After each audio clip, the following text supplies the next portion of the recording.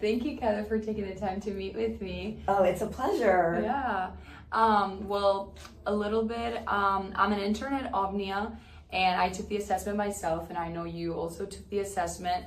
So we're going to compare our results a little bit and just explain what CareerMaze and how it can be helpful for students that are struggling to find like a path after college. Right. Yeah. Right. So my results actually surprised me a little bit, but I think they're spot on. But before we get into that, could you explain what CareerMaze is a little bit for the people that don't know? Yeah, well, let me explain first what Omnia is. So the Omnia Group has been in business for over 40 years, and we were pioneers in workforce assessments. And what our assessment does is help a person understand how they're wired. What are their natural traits and tendencies, and what do they do without even thinking about it? It's the way they show up. Most commonly, it's the way they show up with their friends at a social function, or maybe even when they're tired or angry or stressed. It's your natural state of being. So our clients come to us to help assess job candidates to make sure that they are wired and that they have those traits that match with the day-to-day responsibilities of a job. Because if you get to do every day in a job what you're wired to do, you're more likely to be happy and successful. Right. So over the years, after working with a lot of clients, we thought, wow, we could make a larger impact with this, and we developed this instrument called CareerMaze. And it's based on the same assessment, same psychometrical, behavioral, the same psychometric data analysis that we do, but the output is to help someone think about what career should I go into. So it's written more for the individual rather than the company. Mm-hmm. And so we offer this to students or to young professionals who maybe got into a job and they're realizing it's not a fit, or also even for more mature professionals who are looking for a change, right, who still just haven't found that right fit. Mm-hmm. Now, and what are some of the different traits that CareerMaze or just the assessments look at in general? So we look at 4 main behavioral constructs. We look at level of assertiveness, mm-hmm, degree of sociability, which affects how you want to be or not be with people, mm-hmm, but also how you make decisions. And then we measure the degree of pace at which one works, and then the level of structure one wants or does not want in their work environment. Yeah, that looks like a pretty broad, different aspects of how a person works.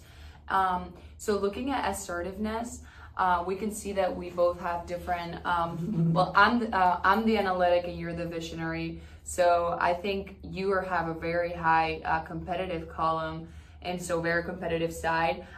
Did that surprise you at all, or did you already always knew that you were very competitive in the competitive side? And yeah, I knew it. The first time a friend told me though, he's like, "Man, you have off the chart competitive drive." I was like, "What are you talking about?" And I was a little offended. But again, the beauty of this is you learn these are all strengths, and yes, there's always a downside. Right. So the key is, and I have to just keep it in check. Because I do have a strong need to be right. Mm-hmm. I like to be in charge. It's, I've always sought leadership positions. Mm-hmm. But I also know it's also my superpower where, when there are problems that need to be solved, I'm willing to get out there and take the risk, lead from the front, and figure it out, for the team. Yeah, and I think 100% you do that in your daily life. You are in the leadership position and you do go out your way to help others, but also just to make excellence and kind of that competitive of leading a team and making what you think is right be right, and kind of move a group to get that that action in. So get things done. Yeah, exactly. No, and I think that's definitely a superpower, I would say. I'm more on the team player side, and I think I can see that definitely. I've seen that through my college experience, especially working with teams and all of that. I don't think I tend to take the leader role just unless it's necessary to do so. But I do enjoy working with different groups of people and kind of putting everyone together for work towards the same goal and all of that. So well, the key about your strength is you are a team player. Mm-hmm. You're more of a we versus my trait is more of a me. Right. I got to be the one in charge. But people that are team players and supportive, and I've seen you do this, can still be leaders. It's just you've got to develop that competence first. You want to be competent, and then that builds confidence. So, I mean, Yeah. I've seen you in action with your fraternity and in your leadership positions. So, where you feel strong and you feel like you know what you're doing, you are definitely fine being in that leadership Yeah, spot. I can see that. That makes a lot of sense. Yeah. So it doesn't mean you can't be a leader. It's just not. Sometimes I tend to take the lead when I don't even know what I'm doing because I just have that need to be in charge. Where you're gonna go when you know you can figure it out. Yeah, I think I've like known that was even since I was in like school. Like when I was small, they would tell my parents like, she is right, but she always has that like double guessing, and like she needs someone to like kind of tell them, yeah, this is right, so you can go ahead and kind of like do that. So I think that makes a lot of sense. Yeah, which leads into the second exactly. trait. So yeah, perfectly. Yeah. So you're more in the social, and I have a pretty balanced. I should switch these. Sorry, Okay. we have me over here, and there you go. So you're in the very social side. Yes. Like you genuinely like working around people and working in like environments where you actually connect with people. That have you seen that? Like does that affect your work life? Like do you see that in your everyday life? I mean, I know it does. Fully, you've seen it. I've definitely seen it. I mean, even today we're meeting after I Right. just was at a packed house event fundraiser this morning, and there's all sorts of activity going around, and that just feeds me. I love to be around people. I'm gonna be at another event tonight. Like, I love that. That's what brings me energy. Whereas other people, probably more like you have that degree of sociability in you, but probably after one big event, you would prefer to probably go back and be inside 100%. yourself for a little bit. Yeah. So no, I 100%. Yeah. Is it hard for you to work with people that are more in like the not as social and like more the reserved side aspect of things? Like has that been a challenge? Kind of like Yeah, it used to be, but again, I'm lucky because I've been doing this for so long. And again, I live into this. So I'll give you a perfect example working with you. Yeah. So I'm a pick up the phone, let's talk, let's meet, let's come down to the portico, let's, have a coffee. And I think you would prefer more of, can I just email you the plan? Right. Right. Yeah. And I understand that. And so I think it's just, again, that's the whole key to this is be aware of yourself. So I know how to put myself in events and things and places and spaces where I'm going to get my energy.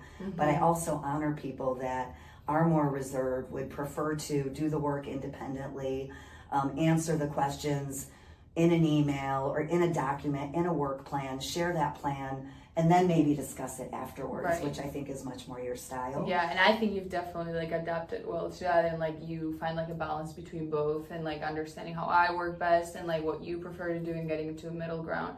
I definitely think like you were very aware of like the differences. And that's what's really key to this, because if you were forced to be in a job where you have to run, like say you had to be at trade shows every single day, Right. at a booth just grabbing people like what we did at Bull Market, that would exhaust you. Yeah. Like you can do it, you Right. did great at it, but it's not something you'd want to do day in and day out. So again, if you understand that about yourself and you can seek roles where you do get to write, you do get to make plans, you do get to present in your own comfortable way, you're going to be much more successful and happy. I agree, and I think like key in life is finding something you enjoy in like an environment where your boss understands you and kind of like understands the way you work best, and find that middle ground where you're not pushing yourself to do things that you're not really wired to do all the time. Right. So finding that middle ground, I definitely think so. So we're going back to that. I balance logic and like emotional equality when I make decisions. And yours says you're more like instinct and more like feelings. Yes. Have you kind of like seen that we'll working together? Yes, Like, absolutely. There's no doubt. You are very deliberate, thoughtful. You plan ahead. You write things out. I fly by the seat of my pants. So I go much more by my gut, my instinct. And also what's key is I care very much about how people feel about things. Like, do I have the room with me? Do I have the team with me? Where someone who's more analytical is going to go at it much more objectively. Yeah. Where, here's why we need to do this, because here's what the facts, the data, the logic, and the reasons say. Now, again, you're balanced. Yeah. But when you're talking about these things in extreme, you can even have conflict when that's the case. Right. Because, and by the way, it wouldn't serve me well. As a leader of a company, I can't just make decisions based on instinct and gut. Right. I have to have the analytics, the facts, the data behind it. And you've seen how we've had to work through data and look at, you know, KPIs, ROI, all the things. But I have to force myself into that work. Right. I'd much rather be out there just talking about it. Right. No, it makes sense. And you're great at it. Like, I can definitely see that you're, like, it comes from the inside, like the way for you to do that. Yeah. So that makes a lot of sense. So going to the pace, we're both kind of like in the fast-paced column and not as much of like the methodical. Did that surprise you, or did you always kind of know that? I know you took the assessment maybe like later on when you already had like work experience and stuff. Right. But this one, I will tell you, this is the one trait I knew the least about. Okay. And I think I have learned the most about myself since. So I will say that. So this trait measures the degree of pace one which it chooses to work with. So do you want a lot of plates spinning in the air? Are you comfortable if some of them crash? A very high-paced individual wakes up in the morning with ideas before they even get out of bed.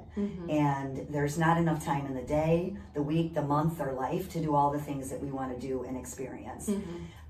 We tend to not understand how long something takes. Right. So, or that there's another side of this trait, which is the methodicals who like their routine, who want to do one thing at a time, would just freak out if a plate dropped.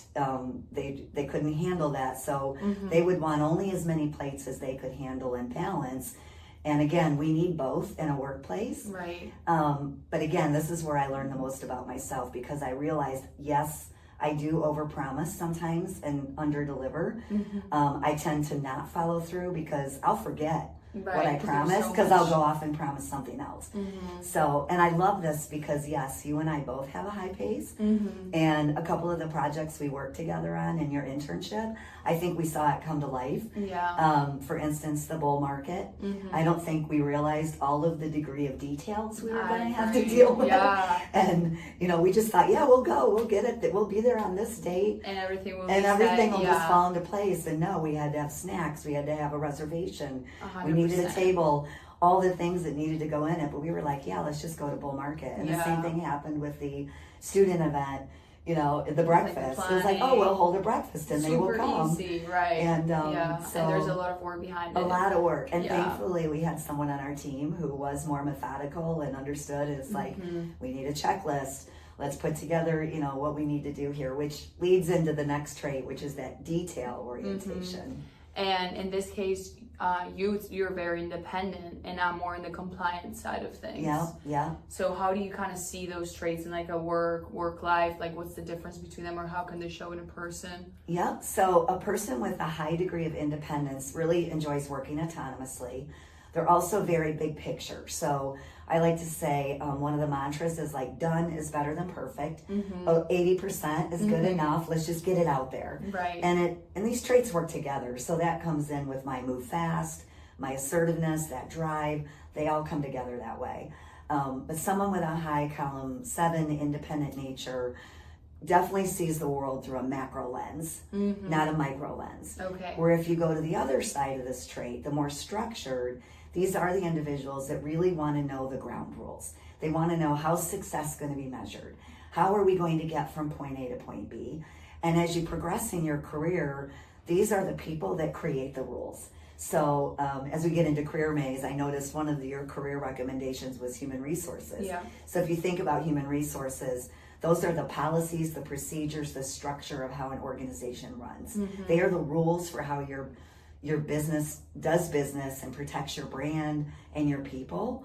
And so that is a high column 8, high structured job, where I'm in sales. I'm out front going out and drumming up business for the Omnia Group. That's more of that independent macro.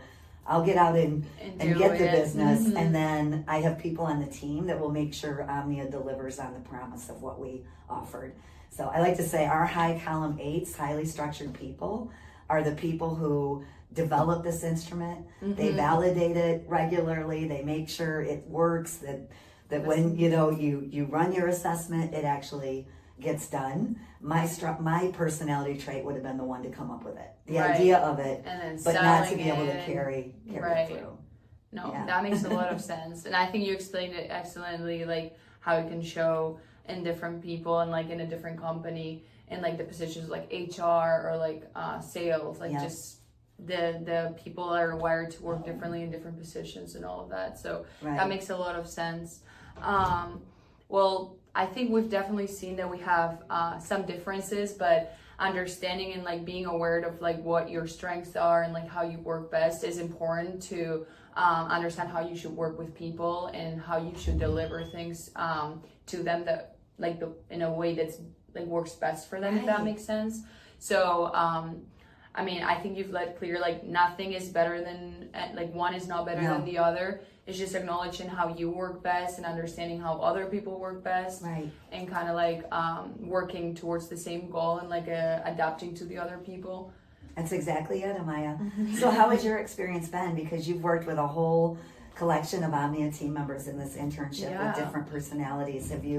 What has your experience been in learning more about your personality and how it plays out in the workplace? I definitely think that Omnia has a lot of people that are very compliant and detail focused. I don't know if you can agree with that. And I think I fall under that same structure, and then you're the total opposite. So I think it's been great kind of like seeing both sides of like you being like a very you have so many plates in the air, you're saying so many things, you're wearing a lot of hats, and kind of like how you make it to every single thing. And then there's other people that will focus on like smaller things, and like I feel like that would be more me, but like focusing on small things and kind of like going on detail to making sure they're done correctly. Or like following the guidelines. And so it's been a great like learning opportunity. I think like I definitely think that the person that's above you needs to understand how you work best, because if you were like calling me every single day or like you wouldn't give me time to explain the work I do, and it's more like a writing like a process kind of thing, that wouldn't really work, because I wouldn't feel heard and I wouldn't feel heard. And then you wouldn't also understand what I'm doing, and you would feel like I'm not really doing anything because we're working in different ways. So I definitely think that working for Omnia has been like the best experience, because I definitely think people do value that aspect of like understanding how everyone works and approaching situations differently depending on who they're talking to or who they're working with. So. Exactly, and that's the whole intent of this. So. Thank you. You've done an amazing job. It's been so fun. Thank you.